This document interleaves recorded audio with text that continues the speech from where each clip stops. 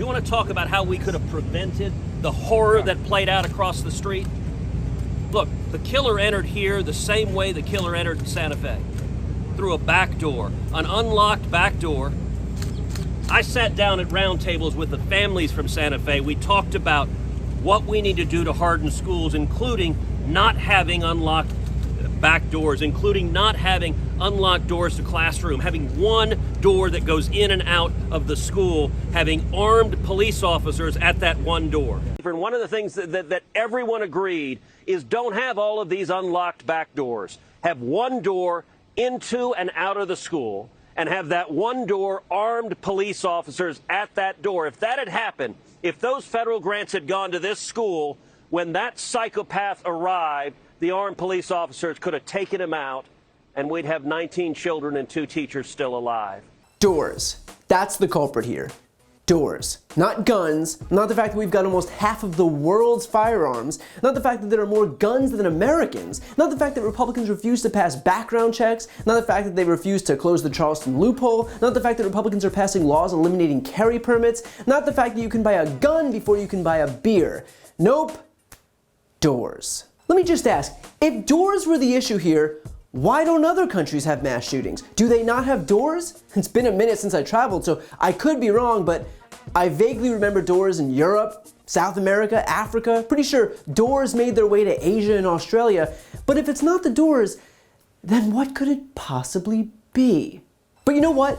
Let's do something that we should never do and give Ted Cruz the benefit of the doubt. And let's humor his idea of just locking the doors. What could possibly go wrong seems foolproof. Except, for example, when the Sandy Hook shooter drove up to that elementary school and the very first thing he did, shot his way through a window next to a locked security door, let himself in, and began his rampage. So I don't know, maybe this isn't the airtight plan that Ted Cruz thinks it is, but hey, I'm sure there are plenty of other solutions. Maybe we swap prisons and schools and have the kids learn in cells. Maybe we redirect all education funding to armed guards. Maybe we teach 5-year-olds how to defend themselves with AR-15s of their own. So long as we don't stop the proliferation of guns, every option's worth considering. Right, Ted? Now, of course, Republicans like Ted Cruz have to come up with these asinine solutions because they couldn't possibly admit that the real problem here is guns. Why? Well, for starters, and I know you're not going to believe this, but Ted Cruz takes a hell of a lot of money from gun groups. In fact, when he last ran for re-election in 2018, Ted Cruz himself was the top recipient of gun money in all of Congress,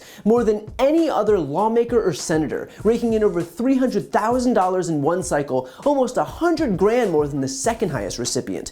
Fast forward to 2022, and the top 20 recipients of gun money in Congress are all Republicans. In fact, 99% of all gun lobby money goes to the GOP. So if you're wondering why we're being told that, in fact, doors are the real culprit in all of these mass shootings, it's because these Republicans will sacrifice anything to keep cashing in those checks, including a bunch of elementary school children. So look, maybe, just maybe, these Republicans stop playing stupid and recognize that the reason that we have hundreds and hundreds and hundreds of mass shootings every year in this country is because of the guns. Not the doors, not the video games, not the godlessness, not the mental health, it is the guns. And the only reason that they won't say that is because they want to protect their own jobs. They will let 19 kids get slaughtered in an afternoon and do nothing because they want the A rating from the NRA. They'll let 10 people get slaughtered in a supermarket because they want to be able to cash those checks from gun rights groups.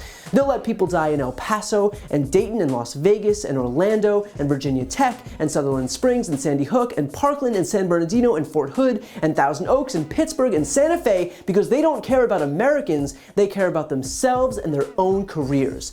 They are putting their own individual jobs over the lives of every single American who doesn't know whether their next trip to the mall or the movie theater or school will be their last. That is who these people are. So look, we won't be able to reason with them, so we shouldn't waste our breath. If these people didn't bother lifting a finger way back after Sandy Hook when 20 children were killed, they were never going to, and they're not going to now. The only solution here is not doors, but to mobilize and vote these people out of office. That's it. You won't persuade them, you won't change their minds, you need to take their power away. So find your people, find your family members, find your friends, find your newly turned 18 to 19-year-olds, and make sure that they show up. Because until and unless these people are kicked out of office, nothing will change. It is up to all of us to make sure that it does.